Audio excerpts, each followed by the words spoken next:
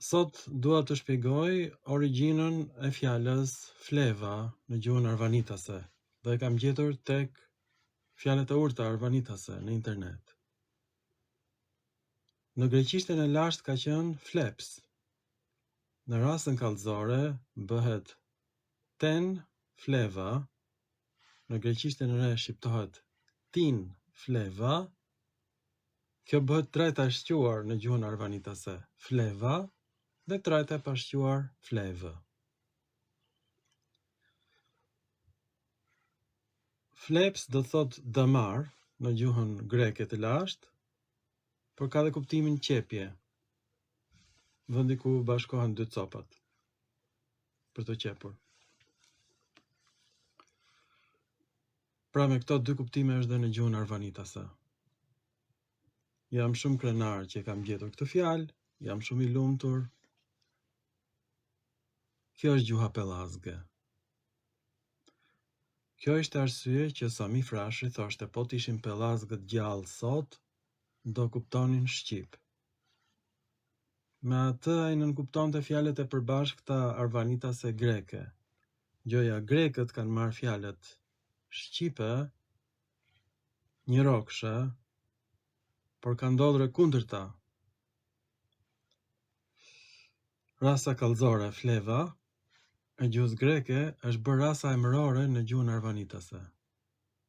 Çmenduri. Kjo tregon që arvanitasit kanë regjistruar në gjuhën e tyre ndryshimet nga greqishte e lashtë në greqishte koine.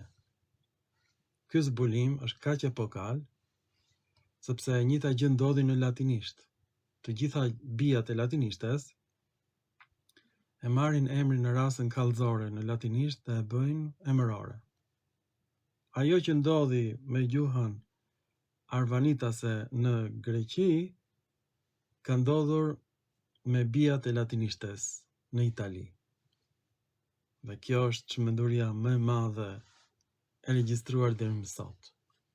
Është regjistruar nga gjuha arvanitase në shekullin e 4 të erës sonë. Pra, të gjitha gazetat greke janë turbohelene, grekët nuk dinë shqip. Edhe ne nuk dinim gjuhën arvanitase, po e studioj unë sot, për herë të parë. Po më ndihmojnë shqiptar me banim në Greqi. Pres konfirmim nga arvanitasit. Jam titan i papar në historinë e akademisë shqiptare, kosovare, maqedone shqiptare, malazeze shqiptare, çame, arbëreshe, arvanitase, nuk ka parë historia një njeri të tillë gëzuar. Është ditë e shënuar e fjalës flevë, që vjen nga fleva, rasa kallëzore, në shekullin e 4. Kjo tregon që ne kemi qenë në Greqi që në shekullin e 4 dhe ne kemi lënë 4000 toponime në Greqi që po i heqin grekët sot. Unë vërtetoj që arvanitët kanë qenë në Greqi që nga shekulli 4 të paktën. A nuk është kjo madhështore? Epokale? Nuk gjej dot fjalë. Jam shumë i gëzuar. Në qoftë se ka ndonjë shqiptar që di greqisht, e ftoj të flasë.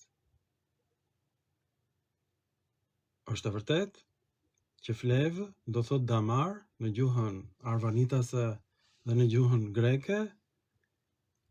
E kuptoni çfarë është gjuha pellazge? Fjalë të huazuara nga greqishtja në shqip. Ne na është dukur se ka ndodhur e kundërta. Nuk ka gjë, mirë që kemi marrë nga greqishtja. Kjo tregon që jemi autokton.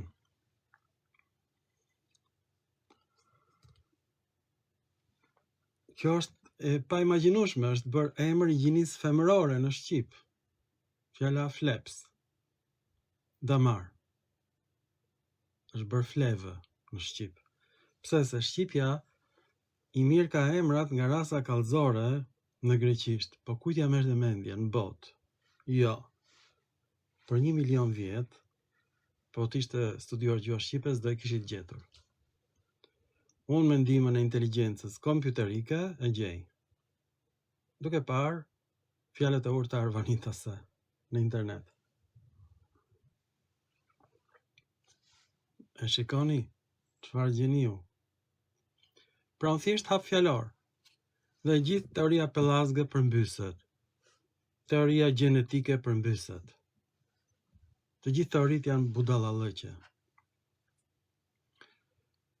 Pra grekët dhe shqiptarët nuk janë dhe kaq shumë vëllezër sa që mendonim ne. Kanë origjinë të përbashkët, por këto fjalë që po ju them unë janë greke. Të pastra dhe ndryshimet fonetike të greqishtes pasqyrohen në ndryshimet fonetike të gjuhës arvanitase. A u merrte mendje një gjë të tillë? Po ashtu, a u merrte mendje që ilirët flisin greqisht? Dialekte greke në Kroaci, Serbi, Panoni, Dardani, Maqedoni. Iku vate Pellazgjia. Vajti në të gjyshes. Hajde gëzuar. Gëzuar. O Arvanitas.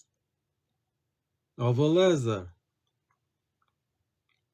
Që merr një fjalë greke dhe ju duket vetja pellazg. Turp dhe faqja e zezë. Ta gëzojmë këtë ditë. Që merr një fjalë nga rasa kallëzore në greqishtën e lashtë dhe e bët emërore. Pra, greqishtja është influencuar nga gjuha arvanitase. Ne kemi prishur greqishtën e lashtë. Ne sklevrit.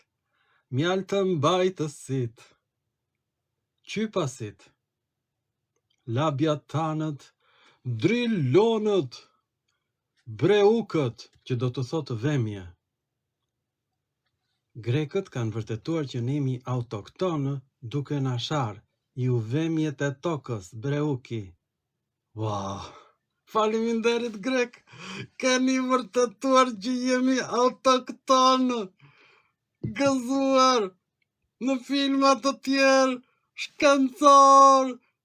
Ju përshëndes live në TikTok. Mirupafshim.